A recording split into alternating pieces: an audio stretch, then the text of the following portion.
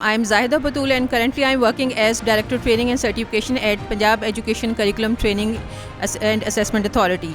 Basically, it's a department that has been established after merging Punjab Examination Commission, Punjab Curriculum and Textbook Board, and Qaid-e-Azam Academy for Education Development. After merging these three departments, this one institution, PECTA, has been created, and currently I am working there.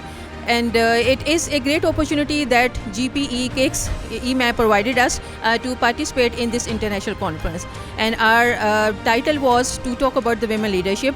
Since I am part of Learning Cycle 6 from Punjab team, and I presented my team over here in this panel presentation, and during that presentation we talked about our policy brief, that how can women leaders perform better, and if there are the leaders, the women leaders, if they are working as leaders, they are performing better, and what sort of barriers are there for women, and what sort of opportunities could be there for women to improve their performance in the schools. So this was the whole performance or the talk about this policy brief, and there were very interesting questions that came up from the audience, that what is the reason that the women are performing better than the male teachers or male head teachers. So there was interesting discussion around this question, and it was discussed that since male are performing or they are performing as leaders since long, so they have become immune, and if the women are given these leadership positions,